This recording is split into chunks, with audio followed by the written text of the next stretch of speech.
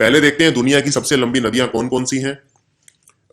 सबसे लंबी नदी है दुनिया की नील नदी, अफ्रीका में बहती है, लगभग 6650 किलोमीटर लंबी नदी है और मेडिटेरेनियन समुद्र में गिर जाती है।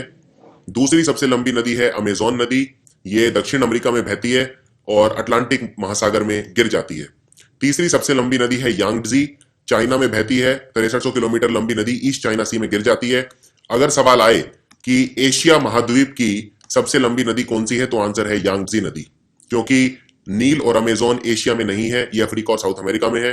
सो ये क्वेश्चन एसएससी 2013 में भी पूछा गया था कि यांगजी रिवर कौन सी, एशिया की सबसे लंबी नदी कौन सी है। और भी बहुत सारे जितने भी एग्जाम थे सब में ये क्वेश्चन पूछा जाता है।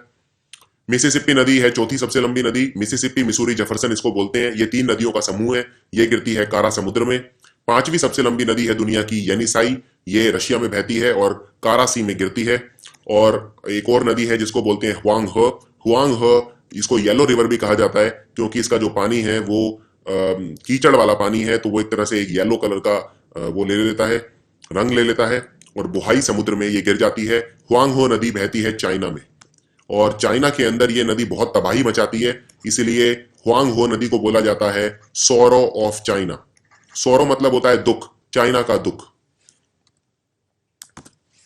भारत की सबसे लंबी नदियां कौन कौन सी हैं? सबसे लंबी नदी है गंगा, 2525 किलोमीटर। इसमें आपको सिर्फ गंगा का ही लंबाई याद रखनी है और किसी नदी की लंबाई याद नहीं रखनी है। अगर एग्जाम में क्वेश्चन आएगा तो सिर्फ गंगा के ऊपर आएगा। सो गंगा की लंबाई है 2525 किलोमीटर, 2525 किलोमीटर। दूसरी सबसे लंबी नदी है भारत की गोदावरी, तीसरी है यमुना नदी, चौथी है कृष्णा, पांचवी है नर्मदा और छठी है महानदी जो कि उड़ीसा में बहती है। उड़ीसा में एक ही नदी है और वो है महानदी। सो ये है भारत की 6 सबसे लंबी नदियां। सबसे पहले देखते हैं नेपाल की वो नदियां जो भारत आती हैं। सो ये है भारत। भारत के जो ईस्ट में ये जो कंट्री है ये है नेपाल, भारत का पड़ोसी। भारत के बहुत अच्छे रिश्ते हैं नेपाल से और नेपाल से 3 नदियां भारत आती हैं, ये पहली, ये दूसरी और ये तीसरी। और ये 3 नदी गंगा में मिल जाती हैं। भारत के अंदर ये गंगा नदी ऐसे बहती है, तो गंगा नदी के अंदर नेपाल से आने वाली तीनों नदियां मिल जाती हैं। तो नेपाल से 3 नदियां कौन सी हैं जो भारत में आती हैं? इन 3 नदियों के नाम हैं घाघरा, कोसी और गंडक। और ये तीनों की तीनों नदियां भारत में नेपाल से आती हैं और भारत के अंदर जिस राज्य में ये आती हैं वो है बिहार। सो बिहार में ये तीनों नदियां बहती हैं, घाघरा, कोसी और गंडक। गंडक नदी बिहार के कई सारे राज्यों में बहती है, जैसे समस्तीपुर। कोसी नदी भी बहुत सारे राज्यों में बहती है और घाघरा भी बिहार में बहती है। इनमें से जो कोसी नदी है ये बिहार में बहुत ज्यादा तबाही मचाती है, इसलिए इसको बोलते हैं सोरो ऑफ बिहार। ये सवाल अक्सर पूछा जाता है एग्जाम में, बिहार का दुख किस नदी को कहते हैं? वो कहते हैं कोसी को। अब देखते हैं तिब्बत से भारत में कौन सी नदियां आती हैं। सो नेपाल के बिल्कुल ऊपर ये जो देश है ये है तिब्बत। तिब्बत के अंदर ये है बहुत ही फेमस पहाड़ जिनको बोलते हैं कैलाश पर्वत या कैलाश के पहाड़, जहां पे भगवान शंकर, भगवान शिव रहते थे। और यहीं पे एक बहुत ही खूबसूरत तालाब है जिसको बोलते हैं कैलाश मानसरोवर। सो कैलाश मानसरोवर के पास से 3 नदियां निकलती हैं। तो तिब्बत से भारत में पहली नदी आती है ये नदी जिसको बोलते हैं इंडस यानी सिंधु नदी। दूसरी नदी तिब्बत से जो भारत में आती है ये शिपकिला पास को चीर के भारत में आती है और पंजाब जाती है, इसको बोलते हैं सतलुज नदी। और तीसरी नदी जो तिब्बत में ही बहती है और पीछे से घूम के फिर भारत में आती है, इसको बोलते हैं ब्रह्मपुत्र नदी। सो अगर मैं तिब्बतन रिवर्स की बात करूं तो वो हैं 3। पहली है सिंधु नदी, इंडस नदी, दूसरी है ब्रह्मपुत्र नदी और तीसरी है सतलुज। तो ये सारे नाम आपको याद रखने हैं। सबसे पहले बात करते हैं सिंधु नदी की। आपने सिंधु घाटी सभ्यता का नाम सुना होगा जिसको हम इंडस वैली सिविलाइजेशन भी बोलते हैं, हिस्ट्री में आप जरूर पढ़ेंगे उसे। सिंधु घाटी सभ्यता जो पूरी पनपी इसी नदी के किनारे पनपी। इंडस नदी को हिंदी में बोलते हैं सिंधु नदी। सो सिंधु नदी बहुत ही इंपॉर्टेंट नदी है, पाकिस्तान की नदी है।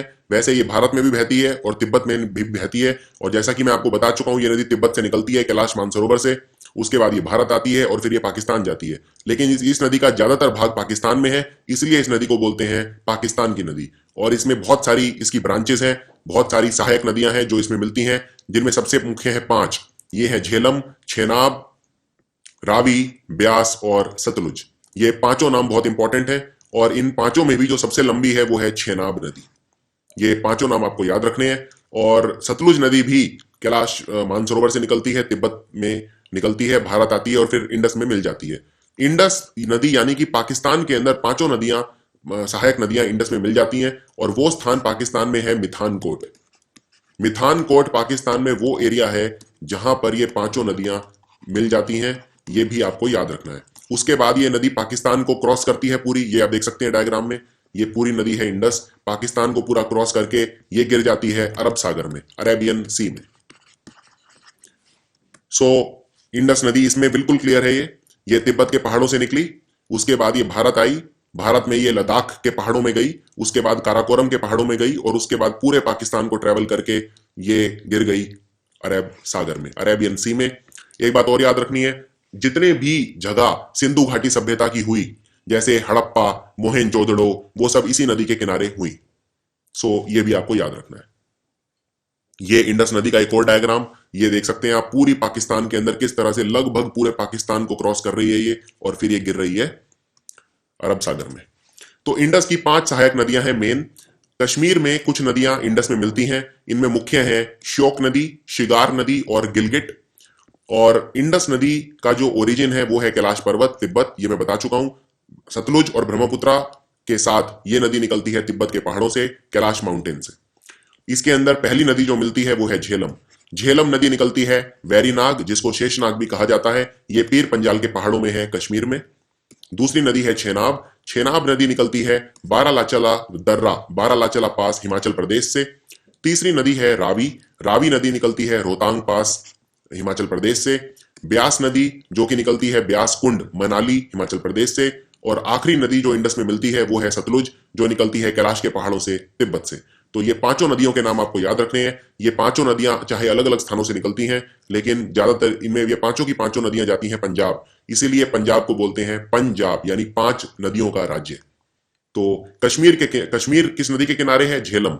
इसी तरह छेनाब इनमें सबसे बड़ी है। तो ये क्वेश्चन भी पूछा जाता है कि इंडस की सबसे बड़ी सहायक नदी कौन सी है, तो आंसर है छेनाब। अब बात करते हैं गंगा नदी की, भारत की सबसे लंबी नदी, जैसा कि मैं आपको बता चुका हूं 2525 किलोमीटर लंबी नदी है। तो गंगा नदी कहां से निकलती है? गंगा नदी निकलती है गौमुख से। गौमुख वो स्थान है जहां से गंगा निकलती है। यह गंगोत्री हिमनद यानी गंगोत्री ग्लेशियर का हिस्सा है, और उत्तरकाशी डिस्ट्रिक्ट में पड़ता है, उत्तराखंड।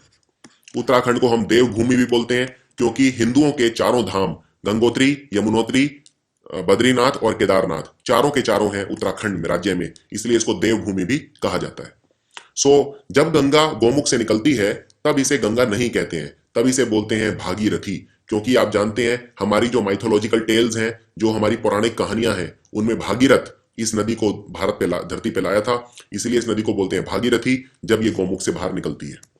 तो मैं आपको एक गंगा का डायग्राम दिखा देता हूं। ये देखिए, ये है उत्तराखंड राज्य, बिल्कुल नेपाल के ऊपर, और ये गौमुख गंगा नदी यहां से निकली और फिर ये नीचे आई। नीचे आने के बाद ये उत्तर प्रदेश को क्रॉस करके फिर बिहार गई। बिहार के बाद कुछ हिस्सा झारखंड में इसने छुआ, और फिर ये पश्चिम बंगाल में चली गई। पश्चिम बंगाल में जाने के बाद फिर ये बांग्लादेश चली गई, और फिर ये गिर गई बंगाल की खाड़ी में, यानी बे ऑफ बंगाल में। तो हम इसको इलेबोरेट पढ़ते हैं थोड़ा सा। ये नदी, इस नदी का जो सबसे ज्यादा भाग है वो है यूपी में।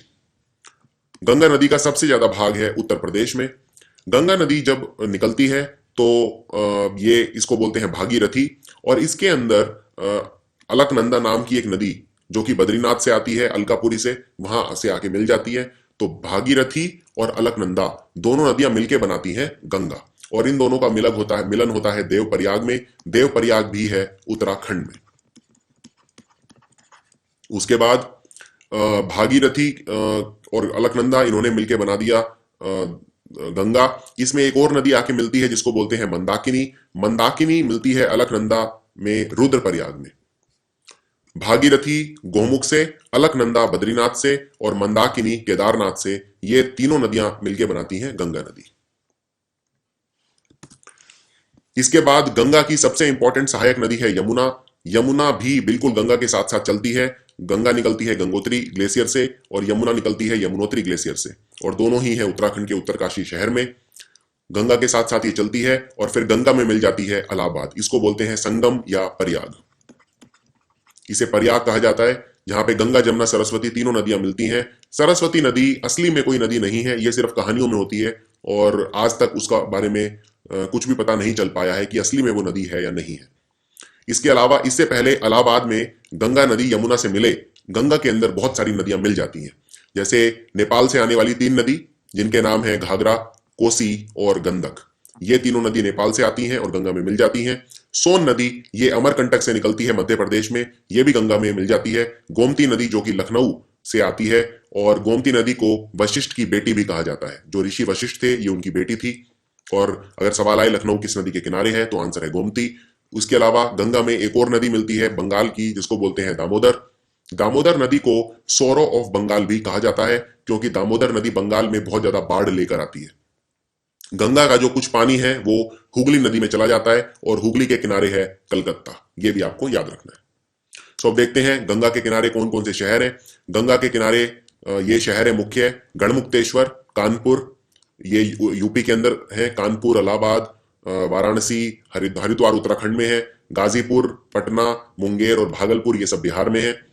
एक बात और आपको याद रखना है, गंगा नदी जब पश्चिम बंगाल जाती है उसके बाद ये बांग्लादेश भी चली जाती है, ये भी आपको याद रखना है। और बांग्लादेश के अंदर गंगा नदी को बोलते हैं पद्मा। कई बार ये भी पूछते हैं कि गंगा नदी कितने देशों में बहती है, तो गंगा नदी सिर्फ 2 देशों में बहती है, भारत और बांग्लादेश। बांग्लादेश के इसके अंदर नाम है पद्मा। उसके बाद ये नदी कहां गिर जाती है? बंगाल की खाड़ी में। अब देखते हैं यमुना के किनारे कौन कौन से शहर हैं। पहले हम ये देखते हैं यमुना के अंदर कौन कौन सी इंपॉर्टेंट नदी मिलती है। यमुना के अंदर सबसे इंपॉर्टेंट नदी जो मिलती है वो है चंबल नदी। चंबल नदी के किनारे हमारा एक शहर है राजस्थान का, जिसको बोलते हैं कोटा, जो कोचिंग के लिए फेमस है। सिंध नदी, बेतवा नदी और कैन नदी, ये सारी साउथ से आती हैं और यमुना में मिल जाती हैं। एक बात आपको और याद रखनी है, चंबल नदी की भी एक सहायक नदी है जिसको बोलते हैं शिप्रा नदी। शिप्रा नदी के किनारे उज्जैन शहर है मध्य प्रदेश का, और यहां पर कुंभ का मेला भी लगता है, तो यह भी आपको याद रखना है। मैं रिपीट कर देता हूं, शिप्रा नदी चंबल नदी की एक सहायक नदी है, और चंबल नदी यमुना नदी की एक सहायक नदी है। और शिप्रा के किनारे जो शहर है वो है उज्जैन, महाकालेश्वर धाम, यहाँ पे कुंभ का मेला भी लगता है। यमुना के किनारे जो शहर है मुख्य वो है दिल्ली, मथुरा, वृंदावन और आगरा। मथुरा, वृंदावन और आगरा ये तीनों के तीनों हैं उत्तर प्रदेश में, और दिल्ली भारत की राजधानी आप जानते हैं। अब मैंने जितनी भी इंपॉर्टेंट नदी और वो किस शहर के किनारे हैं उसकी एक टेबल बनाई है। ये टेबल बहुत ही ज्यादा इंपॉर्टेंट है और आपको एग्जाम में बहुत काम आएगी। तो इनमें देखते हैं, आगरा यमुना के किनारे है, अहमदाबाद साबरमती के किनारे है। अहमदाबाद साबरमती के किनारे है, और यहां पर गांधी जी रहा करते थे साबरमती आश्रम में। तो गांधी जी कहां रहा करते थे? साबरमती आश्रम, जो कि अहमदाबाद के किनारे है। फिर है अयोध्या सरयू नदी के किनारे है, और अयोध्या आप जानते हैं भगवान श्री राम का घर था। बद्रीनाथ, गंगा, कटक उड़ीसा का एक शहर है जो महानदी के किनारे है, और महानदी को बोलते हैं उड़ीसा का सोरो ऑफ उड़ीसा, यानी उड़ीसा का दुख, क्योंकि महानदी उड़ीसा में बहुत ज्यादा तबाही मचाती है। So Mahanadi is called sorrow of Orissa.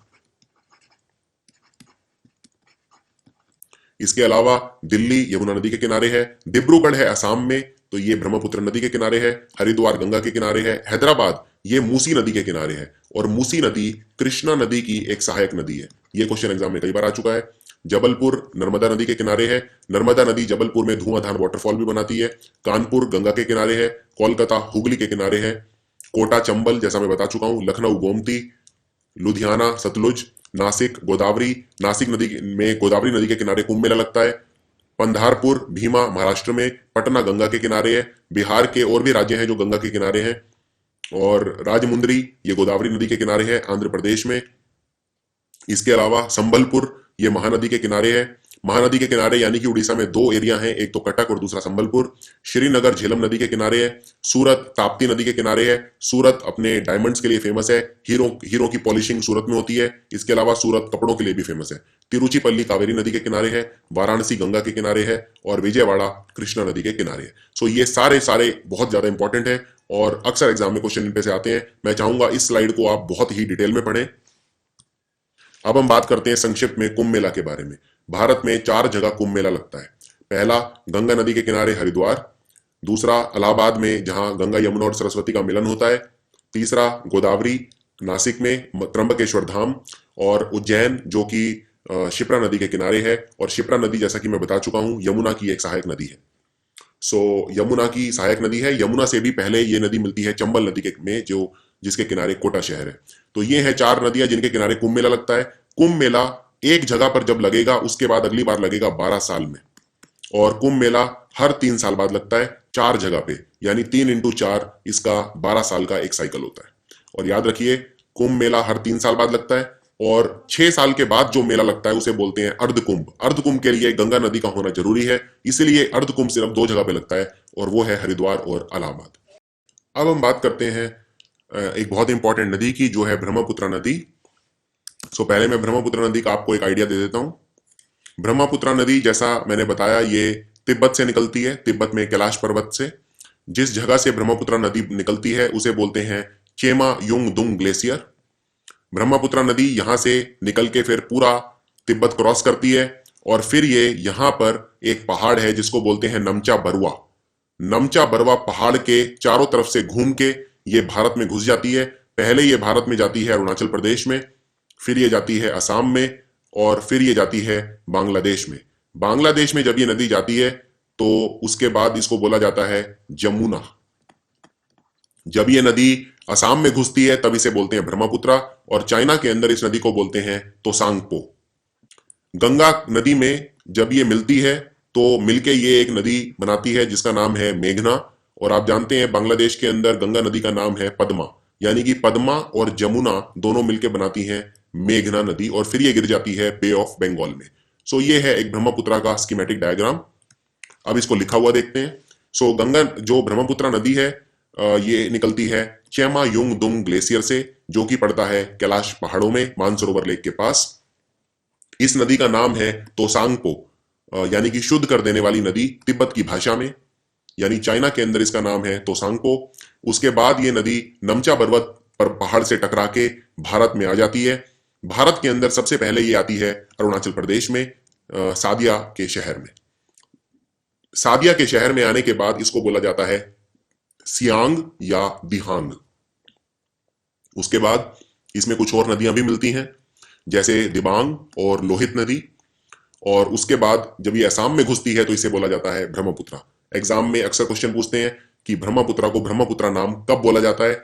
Answer है असम में घुसने के बाद। असम में घुसने से पहले उसका नाम ब्रह्मपुत्र नहीं है। अरुणाचल प्रदेश में उसको बोला जाता है सियांग या दिहांग, और चाइना में उसको बोला जाता है तोसांगपो। जब ये नदी धुबरी में आती है असम में, तो ये उसके बाद बांग्लादेश में घुस जाती है, और बांग्लादेश में इसको बोलते हैं जमुना।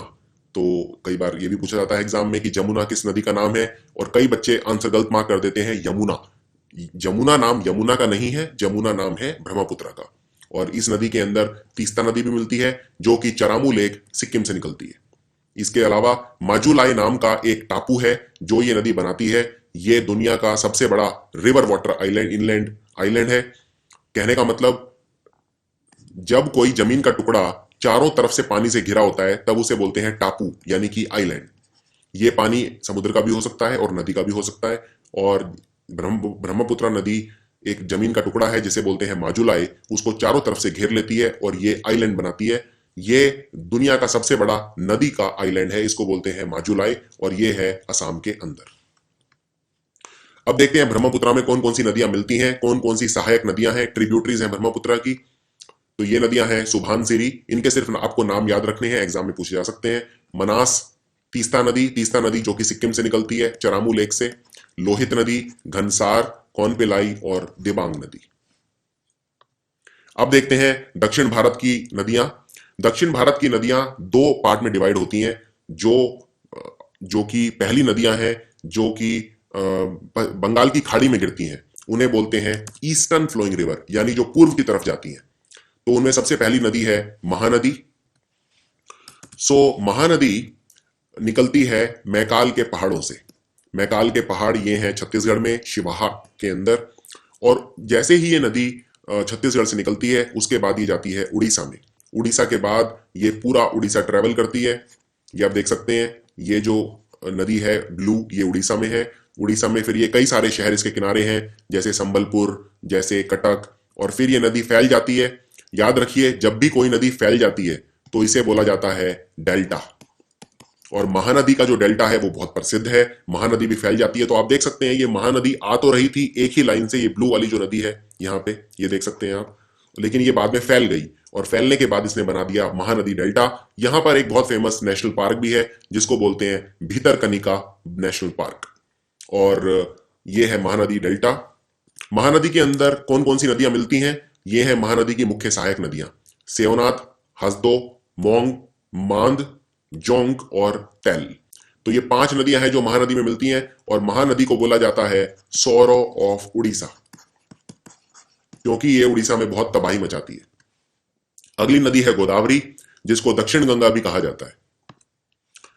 गोदावरी की जो नदी है ये निकलती है नासिक में त्र्यंबकेश्वर से, और क्वेश्चन ये भी आ सकता है नासिक किस शहर के किनारे है? नासिक है त्र्यंबकेश्वर में गोदावरी नदी के किनारे, और यहाँ पे कुंभ का मेला भी लगता है। ये नदी महाराष्ट्र को क्रॉस करती है, महाराष्ट्र को क्रॉस करने के बाद ये घुस जाती है तेलंगाना, तेलंगाना के बाद ये घुस जाती है आंध्र प्रदेश, और फिर ये गिर जाती है बंगाल की खाड़ी में जाकर। ये नदी भी फैल जाती है और बनाती है डेल्टा। तो देखते हैं गोदावरी के अंदर कौन कौन सी नदियां मिलती हैं। गोदावरी नदी के 2 नाम हैं, इसको बोला जाता है वृद्ध गंगा, वृद्ध गंगा यानी बूढ़ी गंगा, और दूसरा नाम है इसका दक्षिण गंगा। ये दक्षिण भारत की सबसे लंबी नदी है, और भारत की दूसरे नंबर पे गंगा के बाद सबसे लंबी नदी है गोदावरी। इसकी मुख्य सहायक नदियां हैं मांजरा, पैनगंगा, वारधा, इंद्रावती, वैनगंगा और शबरी। तीसरी नदी है कृष्णा। कृष्णा नदी ये निकलती है महाराष्ट्र से, और उसके बाद ये महाराष्ट्र को ट्रेवल करने के बाद ये चली जाती है आंध्र प्रदेश में, और उसके बाद ये गिर जाती है बंगाल की खाड़ी में। अगेन ये नदी ईस्टर्न फ्लोइंग रिवर है, क्योंकि ये ईस्ट की तरफ बहती है, पूर्व की तरफ बहती है। इसका ओरिजिन है महाराष्ट्र में महाबलेश्वर से, और इसकी जो सहायक नदियां हैं वो हैं तुंगाभद्रा जो कर्नाटक से आती है, भीमा, कोयना। कोयना काफी इंपॉर्टेंट नदी है, कई बार क्वेश्चन आ चुका है, क्योंकि कोयना नदी के ऊपर एक बहुत प्रसिद्ध डैम भी है जिसको बोलते हैं कोयना डैम। दूधगंगा, पंचगंगा, घाट प्रभा, मूसी जिसके किनारे हैदराबाद है, और माल प्रभा। ये सारी नदियां हैं जो कृष्णा नदी के अंदर गिर जाती है। चौथी और आखिरी सबसे इंपॉर्टेंट ईस्टर्न फ्लोइंग रिवर है कावेरी। कावेरी नदी को लेकर 2 राज्यों के बीच में पिछले 50 साल से लड़ाई चल रही है। कावेरी नदी निकलती है कर्नाटक से, ब्रह्मगिरी घाट से, वेस्टर्न घाट से, और फिर ये जाती है तमिलनाडु में। तो कर्नाटक और तमिलनाडु के बीच इस नदी को लेकर 50 साल से चल रहा है कावेरी जल विवाद। बहुत ज्यादा लड़ाई इन दोनों राज्यों के बीच में है कावेरी के पानी को लेकर। कावेरी नदी का ओरिजिन है ब्रह्मगिरी, जो कि वेस्टर्न घाट्स का हिस्सा है। कावेरी के अंदर ये सब नदियां मिलती हैं, अरकवती, हेमवती, काबिनी, सुवर्णावती, भवानी और अमरावती। ये सारे नाम आपको याद रखने हैं।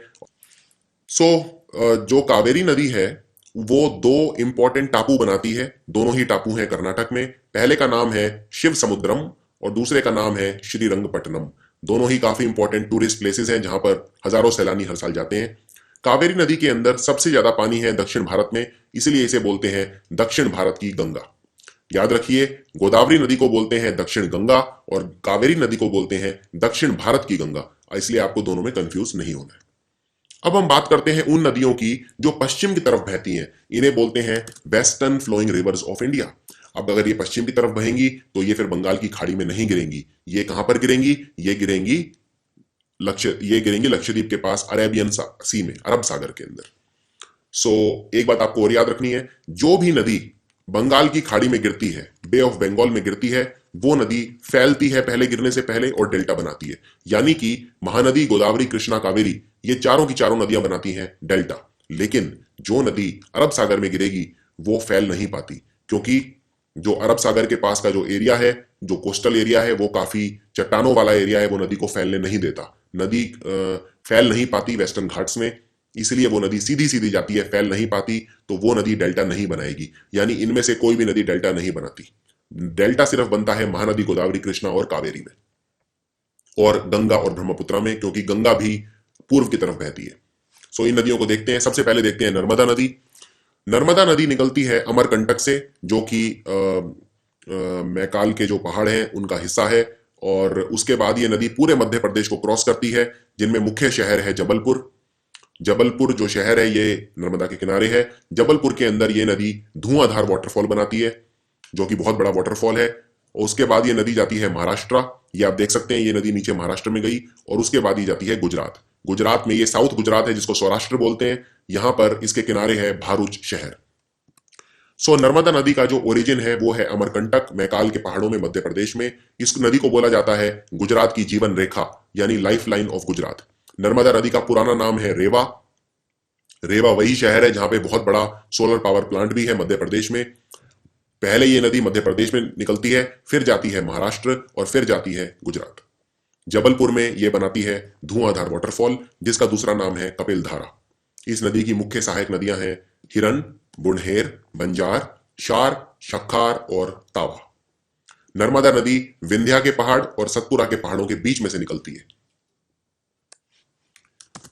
आप ये देख सकते हैं नर्मदा नदी का डायग्राम। नर्मदा नदी के दोनों तरफ पहाड़ है और ये जो पहाड़ है ये काफी चट्टानों वाले पहाड़ हैं जो नर्मदा नदी को फैलने नहीं देंगे, और अगर नर्मदा नहीं फैल पाएगी तो डेल्टा नहीं बना पाएगी। सो नर्मदा नदी डेल्टा नहीं बनाती, नर्मदा नदी बनाती है एस्चुरी। एस्चुरी का मतलब होता है जब कोई नदी समुद्र से बिना फैले मिल जाती है, तो ये मान लीजिए समुद्र है, समुद्र ये नदी से मिल गया इस आराम से बिना डेल्टा बनाए, इसको बोलते हैं एस्चुरी। एस्चुरी वो एरिया होते हैं जहां पर मछली बहुत ज्यादा होती है, क्योंकि जब नदी समुद्र से मिलती है तो वहां पर नदी का मीठा पानी और समुद्र का खारा पानी, नमक वाला पानी मिलते हैं। इस मिक्सिंग की वजह से वहां पे मछलियां बहुत ज्यादा अट्रैक्ट होती हैं, और अगर मछली उत्पादन करना है, मछलियों को पकड़ना है, तो एस्चुरी को सबसे अच्छा एरिया माना जाता है। इंपॉर्टेंट शहर जो नर्मदा नदी के किनारे हैं वो हैं जबलपुर, होशंगाबाद, ओमकारेश्वर, देवस, महेश्वर मध्य प्रदेश के अंदर, राजपीपला और भारूच जो कि हैं गुजरात में। अब देखते हैं नदी जिसको बोला जाता है नर्मदा की जुड़वा बहन यानी कि तापी नदी। तापी नदी भी मध्य प्रदेश से निकलती है। मध्य प्रदेश के सतपुरा के पहाड़ों से निकलती है बेतुल, उसके बाद ये मध्य प्रदेश को क्रॉस करती है, फिर ये नदी जाती है महाराष्ट्र में, और फिर ये जाती है साउथ गुजरात में, और फिर ये गिर जाती है अरब सागर में। सो तापी नदी का जो ओरिजिन है वो है मुल्तई, बैतूल डिस्ट्रिक्ट मध्य प्रदेश, और इसकी सहायक नदियां हैं पूर्णा, बैतूल, अरुणावती और गांजा। ये हैं इसकी ट्रिब्यूटरीज। इसको नर्मदा की जुड़वा बहन भी कहा जाता है। इसके ऊपर एक बहुत फेमस डैम भी है जिसको बोलते हैं उकई डैम या वल्लभ सागर। सूरत का जो शहर है जो डायमंड्स पॉलिशिंग के लिए जाना जाता है, ये भी तापी नदी के किनारे है। अब दो छोटी छोटी नदियों के बारे में बात करते हैं, दो तीन। पहली नदी है लूनी। लूनी नदी निकलती है नागपहर की पहाड़ियों से, जो कि अरावली की पहाड़ियों का हिस्सा है, अजमेर राजस्थान में। ये एक इनलैंड नदी है, यानी कि ये किसी समुद्र से नहीं मिलती। ये इनलैंड नदी इसलिए बन जाती है क्योंकि ये मरुस्थल में से बहती है। कई बार सवाल ये पूछा जाता है, भारत की कौन सी ऐसी नदी है जो समुद्र से बहती है, समुद्र में नहीं गिरती है और डेजर्ट में बहती है? अकेली ऐसी नदी भारत की जो मरुस्थल में बहती है वो है लूनी नदी। और लूनी नदी क्योंकि मरुस्थल से बहती है तो ये नदी मरुस्थल की गर्मी से सूख जाती है, और इसलिए जमीन पर ही सूख जाती है, इसलिए इसे बोलते हैं इनलैंड रिवर। एक नदी है माही नदी, ये भी पश्चिम की तरफ बहती है। ये हमारा जो कर्क रेखा है, ट्रॉपिक ऑफ कैंसर, उसको 2 बार काटती है। ऐसे ही एक नदी है कोंगो नदी जो अफ्रीका में बहती है, ये इक्वेटर को 2 बार काटती है। और एक साउथ अमेरिका की नदी है जो कि जिसको बोला जाता है लिम्पोपो, ये मकर रेखा यानी ट्रॉपिक ऑफ कैप्रिकॉर्न को 2 बार काटती है। एक और नदी है श्रावती। श्रावती नदी बनाती है जॉग फॉल, या जिसको गरसोप्पा या महात्मा गांधी फॉल भी